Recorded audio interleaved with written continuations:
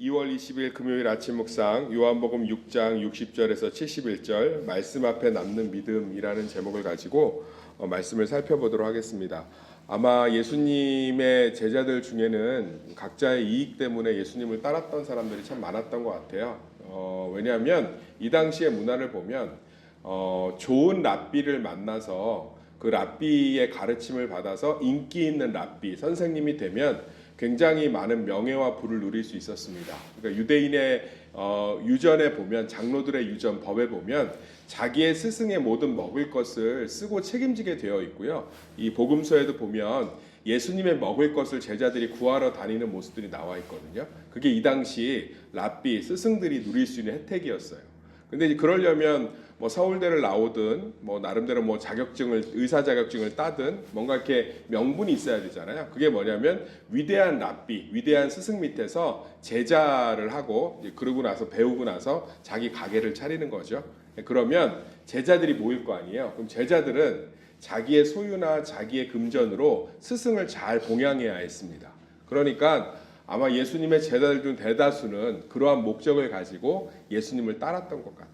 그래서 예수님께서 정말 위대한 스승인 걸 아니까 저 사람 밑에서 좀 몇 년 있다 보면 내가 가게 차려서 나와서 나도 제자들 모아서 교회 하나 시작할 수 있겠구나 이렇게 생각했던 것 같아요. 근데 예수님께서 정면으로 이제 반박하셨죠. 그게 뭐냐면 그게 틀렸다는 게 아니라 복음을 이야기했잖아요. 근데 복음을 이야기했는데 이 사람들한테 너무 어려운 거예요. 아주 순수하게 복음을 이야기했거든요. 근데 저도 이렇게 복음을 이야기하면 성도들이 되게 어려워해요. 복음이 아니라 율법을 얘기하면 굉장히 명확하고 쉽습니다. 똑바로 살지 않으면 하나님이 주시지 않습니다. 똑바로 살아야 합니다.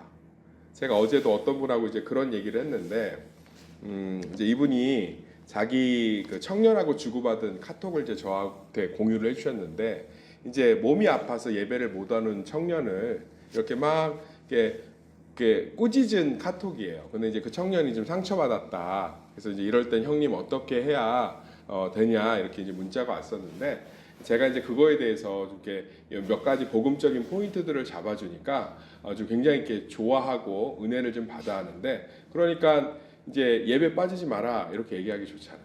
근데 복음은 이렇게 이야기하는 거거든요. 복음은 우리가 예배 가운데 우리가 예배를 드릴 수 있는 것은 전적인 하나님의 부르심의 결과인 줄 믿습니다. 그러니까 내가 열심히 예배를 드리는 게 아니라 성령 안에서 하나님께서 우리를 부르셨기 때문에 또 그리스도의 십자가의 보혈의 공로로 우리가 예배를 드릴 수 있는 자격을 갖추었기 때문에 드리는 줄 믿습니다. 그러니까 예배를 빠지고 안 빠지고의 열심이 의가 우리의 의지와 열심에 있어요? 아니면 그리스도의 십자가에 있어요? 그리스도의 십자가가 있으니까 누가 예배를 빠지거나 안 빠지면 그것을 정죄할 수가 없죠. 이해가 되세요? 자, 예를 들어 볼게요. 서울대학교에 들어가면 누구를 정죄할 수 있죠. 왜? 내가 열심히 공부해서 들어갔으니까. 그러니까 공부를 열심히 해야 돼 이렇게 할 수 있지만 만약에 아주 특별한 케이스로 국가에서 은혜를 베풀어서 우리 자녀를 서울대에 넣었으면 누가 공부를 잘하고 못하고를 비난할 수가 없고요. 우쭐댈 수가 없어요. 국가의 은혜를 받아서 들어간 거니까. 그러니까 예배를 드리고 드리지 않는 것에 대해서 이렇게 판단하거나 정죄할 수가 없는 거죠. 왜냐하면 내가 예배를 잘 드릴 수 있는 것은 내 공로가 아니라 누구의 공로예요? 예수님의 순수한 공로니까. 그러면 이제 이 친구가 질문을 하더라고요. 너무 어렵다. 그러면 예배를 안 드려도 되는 거냐? 복음은 예배를 안 드릴 수가 없다. 예배라는 게 뭐죠? 따라합시다. 하나님과 교제하는 것. 연애 안 해보셨어요? 연애하면 막 피곤한데도 시간 쪼개서 통화하고 밤늦게까지 연애하면 막 부산하고 서울에 있는데도 막 달려가고 연애하면 자기 월급 받은 거 막 이렇게 자기가 쓰기도 바쁜데 뭐 시계 선물해주고 그렇지 않나요? 마찬가지예요. 우리가 그리스도의 사랑을 우리 삶 가운데서 날마다 경험하고 확신하면 그분이 너무 좋거든요. 그러면 예배를 얼마나 드리고 싶은지 몰라요. 기독교의 모든 종교적인 예배라든지 기도는 다 인격적인 교제 안에서 이루어지는 행위입니다. 그래서 기독교는 기도의 방법이 있어요? 없어요? 없어요. 목사님 눈 감고 무릎 꿇고 하지 않습니까? 손 모으고 그 사도 바울 선생님이 복음을 설명하기 위해서 만든 방법이지, 우리 여기 있는 분들 있잖아요. 운전하면서 하실 때도 있고, 또 우리 새벽 기도만 봐도 기도하는 방식이 다 달라요. 어떤 분은 손을 모으기도 하고, 어떤 분은 가만히 이렇게 하고서 기도하기도 하고, 어떤 분은 몸을 흔들시기도 하고. 왜 기독교의 기도, 전 세계 모든 기도는 형식이 있어요. 왜 없는지 아세요? 하나님이 살아계시기 때문인 줄 믿습니다. 대화를 하는데 때로는 급하게 할 대화도 있고 자연스럽게 할 대화도 있고 예의를 갖춰야 할 대화도 있는 거잖아요. 그래서 사실은 복음을 이야기하면 굉장히 성도들이 어려워해요. 왜냐하면 그것은 익숙한 방식의 삶이 아니기 때문에 그래요. 우리가 익숙한 삶의 방식은 내가 무엇을 열심히 해서 누리는 거예요. 그게 훨씬 익숙합니다. 그런 류의 설교가, 그런 류의 목회를 하는 것이 훨씬 더 쉽고 분명하고 성도들이 그러기가 좋아요. 그런데 열매가 있나요? 없잖아요. 목사님, 내가 열심히 기도하고 열심히 금식해서 이런 복을 받았습니다. 그래서 자기 인품과 성품에 어떠한 한 발자국의 변화가 있죠. 그런데 복음은 날마다 삶을 겸손하게 해줘요. 우리 삶의 모든 결과가 하나님의 은혜이기 때문에. 복음은 우리가 의무로 드리는 모든 신앙생활을 기쁨과 즐거움으로 할 수 있게 해줍니다. 복음은 우리가 문제 속에서도 누구의 문제를 끌어안을 수가 있어요. 왜냐하면 우리 삶의 모든 문제를 그분이 주관하고 계시기 때문에 누군가의 아픔을 끌어안을 수 있는 여유가 있는 거죠. 그래서 복음을 가르치면 지금도 똑같아요. 대부분의 사람들은 재미없어 합니다. 어려워해요. 익숙한 방식이 아니기 때문에 그래요. 그래서 제자들이 다 떠난 거예요. 너무 어려워. 그냥 다른 랍비들처럼 하루에 몇 시간 성경 보고 몇 시간 기도하고 몇 시간 뭐 하면 복 받는다고 얘기를 해주지. 뭘 다 이루었대. 그래서 여기 보면 60절 읽어볼까요?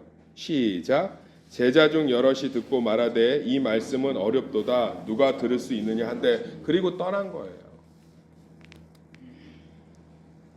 떠난 거예요. 저도 복음을 가르치는 것이 율법을 가르치는 것보다 훨씬 더 어렵고 부담됩니다. 굉장히 쉽지 않아요. 그럼에도 불구하고 그리스도의 십자가에서 이루신 공로와 사랑, 예수님이 십자가에서 다 이루셨다고 하신 줄 믿습니다. 그리고 성령 안에서 예수 그리스도의 온전한 승리가 우리 삶 가운데 있는 줄 믿습니다. 그것들은 성도들의 삶에서 반드시 경험되어질 줄 믿습니다. 아멘. 그래서 우리는 날마다 그 안에서 예수 그리스도의 복음이 얼마나 사실이며 지금도 우리에게 능력이 되는지를 경험할 수 있는 줄 믿습니다. 그래서 우리 성도들 정말 신앙생활을 행위가 아니라 정말 복음에 초점을 맞춰서, 복음이 뭐냐고요? 쉬워요. 예수 그리스도가 십자가에서 하나님과 우리 사이를 완전히 회복하신 줄 믿습니다. 그래서 우리의 삶은 지금 하나님의 완벽한 인도하심과 십자가에서 이루신 예수 그리스도의 공로 가운데 우리가 있는 줄 믿습니다. 우리의 작은 신음도 하나님께서 응답하시는 줄 믿습니다. 저는 5분짜리 기도나 3시간짜리 기도나 하나님이 들으시는 비중은 똑같다고 생각해요. 왜냐하면 모든 기도에 예수 그리스도의 공로가 있기 때문인 줄 믿습니다. 그래서 예수님의 이름으로 기도하잖아요. 그럼 목사님 기도 뭐 짧게 해도 되겠네? 우리는 익숙한 방식으로 항상 질문해요. 남편하고 대화하시거나 아내하고 대화하시면 매번 짧아요? 문제가 깊으면 오래 대화하지 않나요? 어떤 문제가 자녀의 어떤 좋은 소식 때문에 좋으면 막 과거의 얘기들 꺼내가면서 우리 그때 참 고생했었지. 그때 진짜 우리 앞이 보이지 않았어. 그래서 오래 얘기하지 않나요? 사랑하는 성도님들, 신앙생활을 한번 복음에 맞춰서 한번 해보세요. 그러면 그것이 어렵지만 사실은 우리 삶 가운데 실제적인 능력이 되어서 놀라운 은혜가 되는 줄 믿습니다. 열매가 되는 줄 믿습니다. 그래서 예수님이 이야기하시는 거예요. 이제 너희들도 떠나려고 하냐. 그랬더니 이제 베드로가 뭐라고 하냐면 68절에 보면 시몬 베드로가 대답하되 주여 영생의 말씀이 주께 있사오니 우리가 누구에게로 가오리까? 우리가 주는 하나님의 거룩하신 자인 줄 믿고 알았사옵나이다.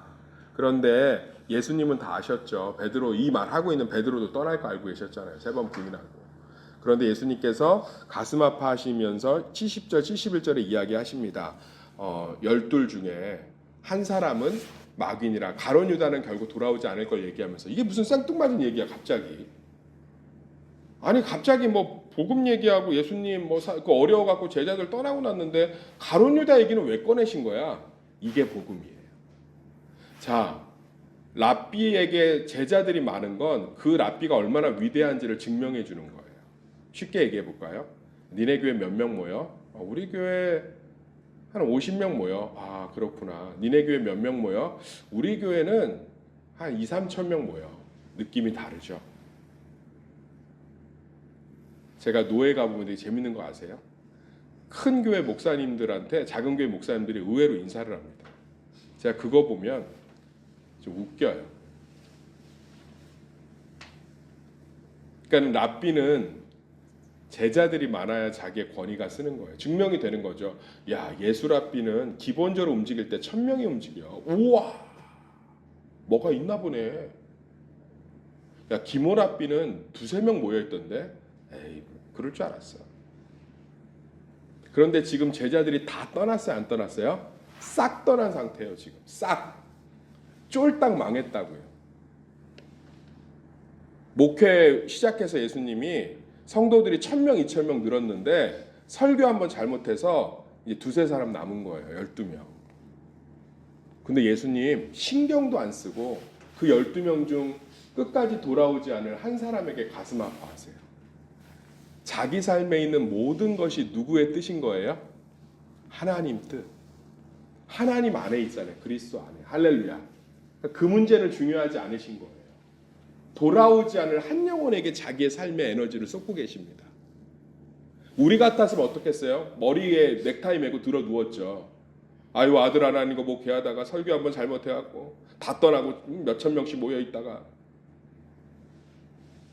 예수님은 그건 중요하지가 않은 거예요. 왜요? 자기의 삶이 하나님 안에 있으니까. 그 결과가 부정적이든 긍정적이든 그 결과가 좋든 안 좋든 그 결과가 서울되든 지방되든 자신의 삶의 모든 것이 하나님의 뜻이 이루어지는 과정이기 때문에 그건 중요하지 않은 거예요. 이게 복음이에요. 그런데 자기 앞에 있는 12명 중에 끝까지 돌아오지 않을 한 사람에게 자기의 진액을 쏟고 계시는 거죠.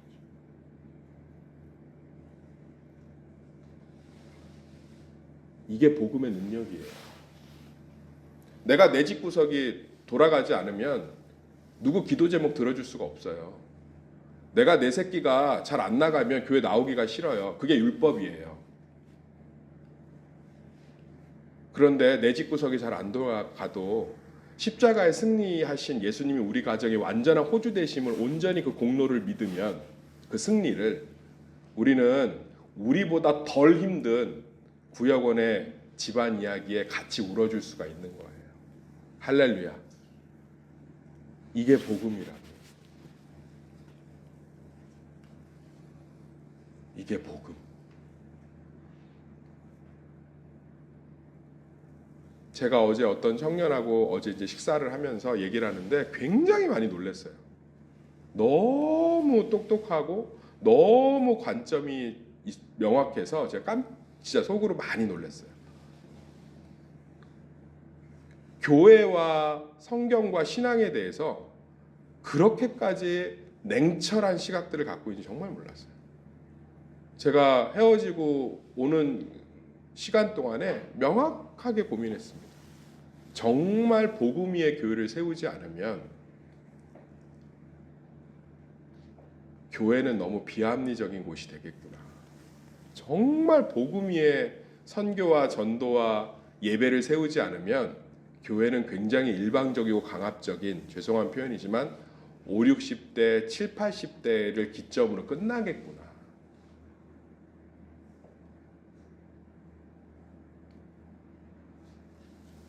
우리의 모든 삶이 그리스도의 승리 가운데 있는 줄 믿습니다. 그걸 믿고 날마다 가는 거예요. 목사님, 죽기까지 가난한 아이가 해결이 안 됐는데요. 그럼 뭐예요? 우리는 천국에 영원한 하나님의 승리가 있는데 할렐루야. 그렇기 때문에 누군가의 가난을 끌어안아 줄 수 있는 거죠. 이 복음의 승리가 날마다 경험되어지시기를 예수의 이름으로 축원합니다.